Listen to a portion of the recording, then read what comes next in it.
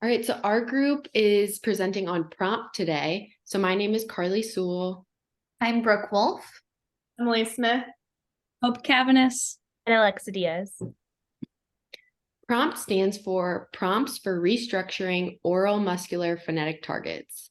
In layman's terms, that refers to a therapy approach that improves speech and communication by working on the mind-muscle connection for all the subsystems of communication. So a little overview, Prompt is a certified evidence-based program that uses tactile, visual cues, and prompts to enhance speech planning skills.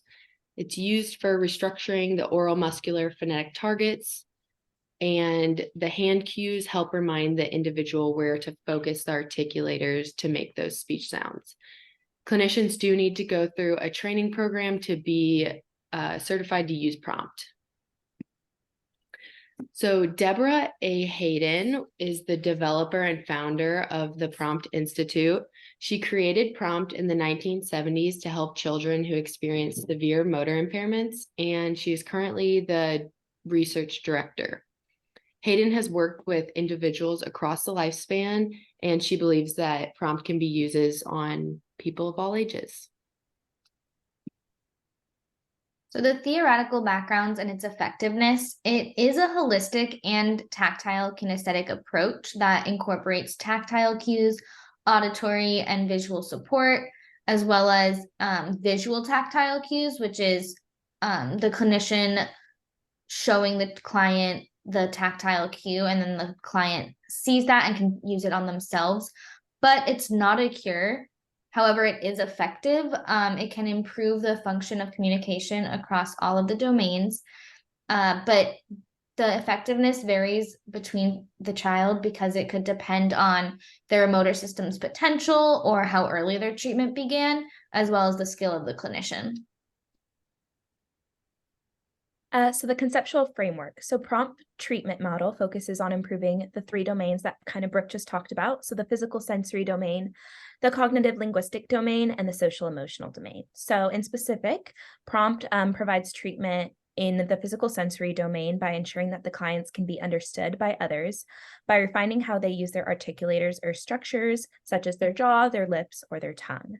And prompt addresses the cognitive linguistic domain by strengthening a client's understanding of communication, as well as enhancing their accurate use of language. And lastly, prompt works within the social emotional domain by facilitating the client's ability to engage in functional communication with others.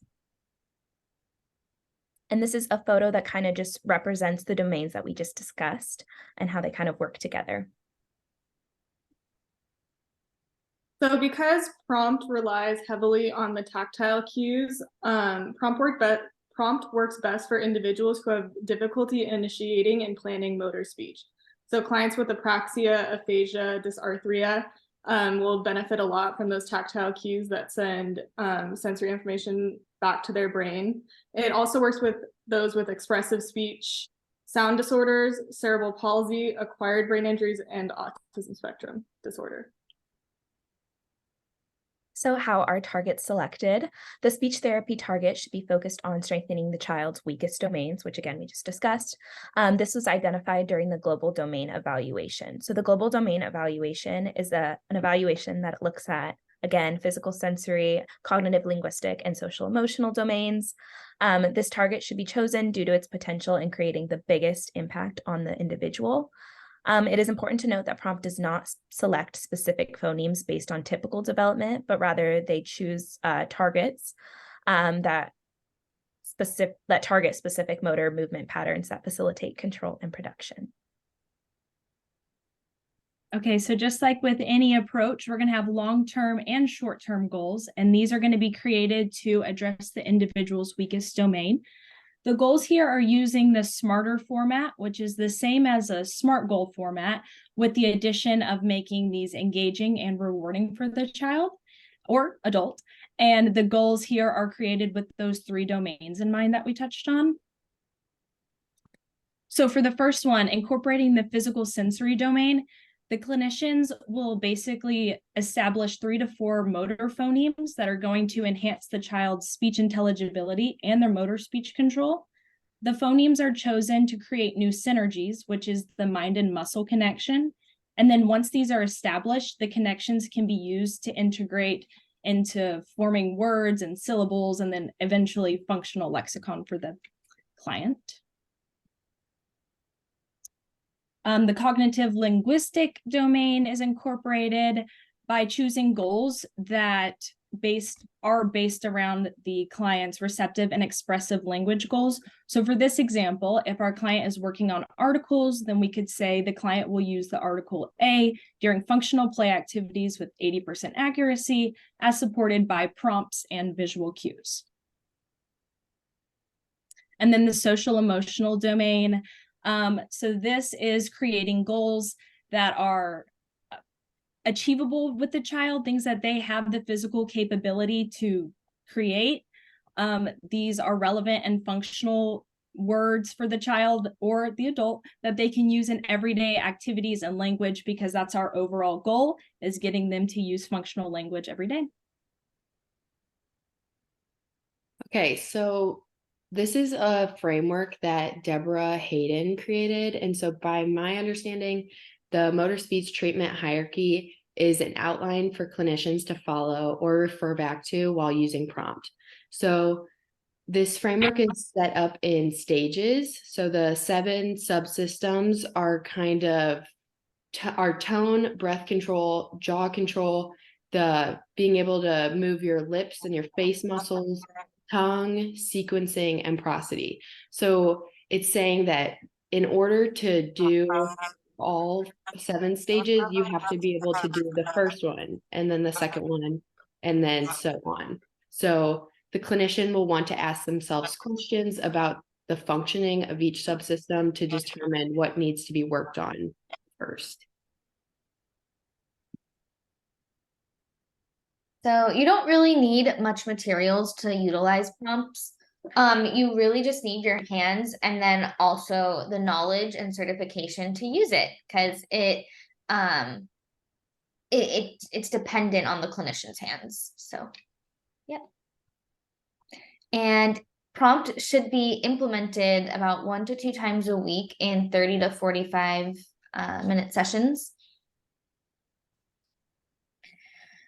In order to use prompt, you need to get permission from the client before touching them. It could be considered inappropriate if you just grabbed the client's face and started doing therapy without their permission.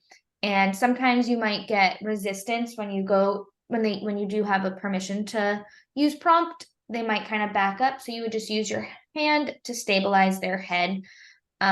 You can use it on the client or model it on yourself, which is that tactile visual cue I mentioned earlier. And you'll see as they pick up on it, the client can use prompt techniques on their own. And in our example that I will demonstrate right now, we are going to use prompts for those shown. All right, friends. So today we are going to do show and tell. Miss Hope, what did you bring for show and tell today? I brought my yellow crown. I love yellow. Yellow is my favorite color in the rainbow. What else can you think of that's yellow? The gun. The gun. I can't think of a yellow gun. Do you mean sun? The sun. That was a lot better. I love that you used prompt. What about you, Alexa? What did you bring for show and tell? I brought my new gall. Your gall? I don't know what a gall is, but I know what a doll is. The doll? That was a lot better. Nice duh sound. And what about you, Carly? I brought a gumpkin. Gumpkin? Oh, I don't know what a gumpkin is, but I know what a pumpkin is. Pumpkin. Good self-correction. And Emily, what did you bring? I wrote my phone. I loved that sound for phone. Nice job, Emily.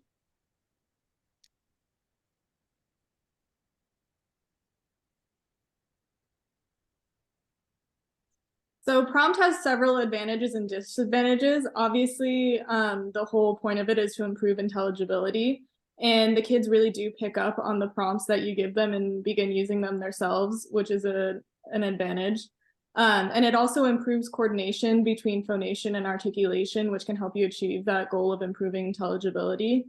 But prompt isn't appropriate for all clients, as not everybody's very comfortable with being touched, and it can present some sensory challenges for some clients, especially those on the autism spectrum disorder. And it's also hard to get certified to use prompt. The cost of the program can be anywhere between $1,775 and $2,175, which can present a little bit of a financial barrier for clinicians wanting to get certified in prompt. And these are some of our references we used while creating this presentation. Thank you so much.